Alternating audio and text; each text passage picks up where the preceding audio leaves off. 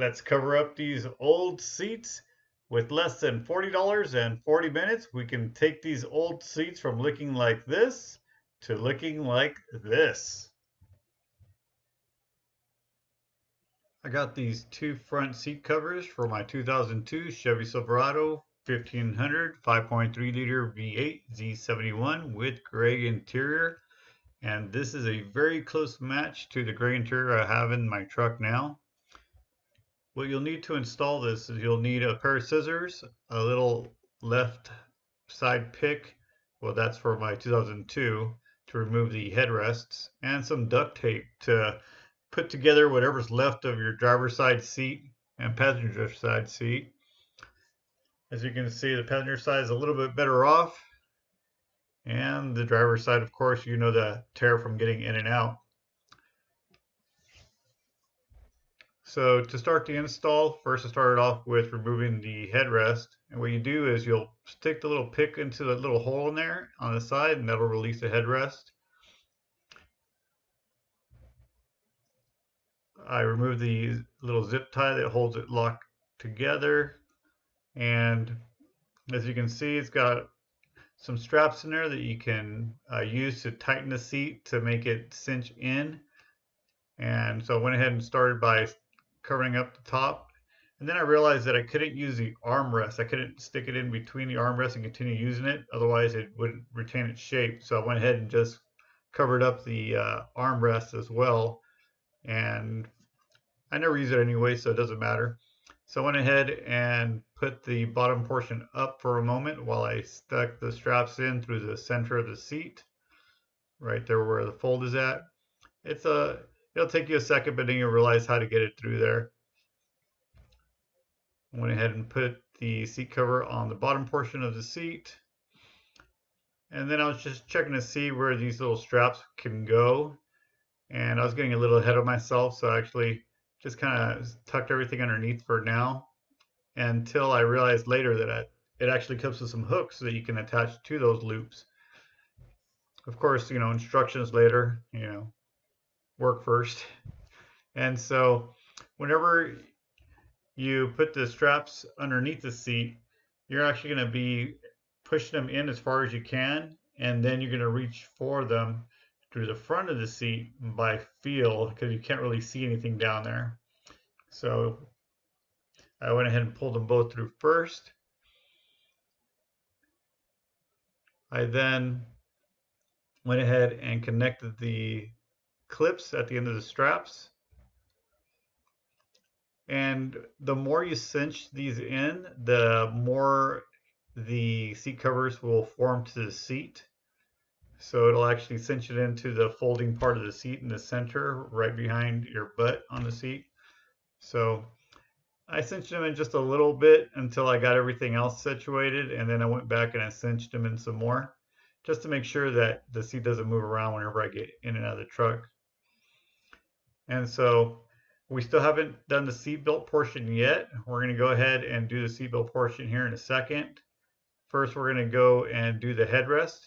So what you'll do is you'll feel around for the headrest openings, and the top section is designed so you can cut into it. So if you form like a little, if you pinch it and then cut it, makes it a lot easier for you to open up.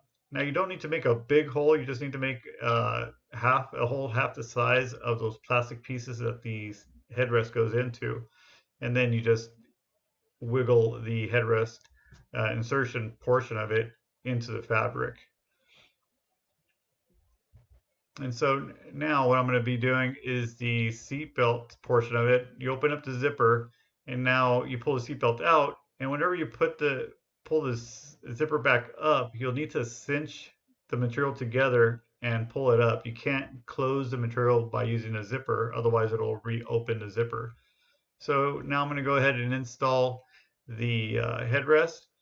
I kind of realized after I installed it that maybe I should install the headrest covers first, but I'm going to go ahead and give it a test fitting to see how it works whenever I get in and out of the truck real quick, just to get a feel for it. And also at the same time, by sitting in it, it'll kind of make me realize how much more I need to cinch it, where I need to move it, either in the seat to the left or the right. Also where it's going to wrinkle on the top portion of the seat. So now I'm going to go ahead and do the headrest. Of course, then you realize, oh, maybe I should have done this while it was off the truck. But the little bungee cords, the little straps, they stretch, so you can actually stretch them out and make a little bow, and then just release them, and they'll snap back underneath the headrest, and they're out of sight. And so this is the driver's side seat almost completed. I actually used the little hooks that it comes with to tie some of the little straps together with other straps, just to make sure that the seat didn't move around whenever I got in and out of it. And I really like the way these came out.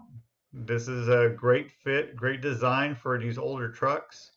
Now, I don't care about aesthetics on this truck. I really am more concerned about the utility of the truck. I want to make sure that the truck runs great. So the seats are the last thing I'm going to do on this truck. In other words, I'm going to replace the seat covers. So this is just a temporary fix until I get there. Now here's what the 1500 looks like with both of the seat covers covered up. And again, I'm very impressed by the design of these. They look like they were designed exactly for these seats. And of course, they were. And there's people, there can be different variations of these seats, but I'm very, very impressed by the way that they fit and also how snug they are. And I'm confident that whenever I get in and out of the truck, the seat's not going to try to move out of its position because it comes with those little hooks that you put on a little strap. So I highly recommend these seats for anyone who's got an older Silverado. Try them out, save a lot of money and time. Thank you for joining me on my journey as I try to get my truck to 500,000 miles. Now, if this video helped you, then help me by using the links down below to order any of the tools or parts mentioned on this video. So be sure to hit the like button, the subscribe button, and the notification bell so that way you know whenever I upload another video that might help you get your Silverado back on the road.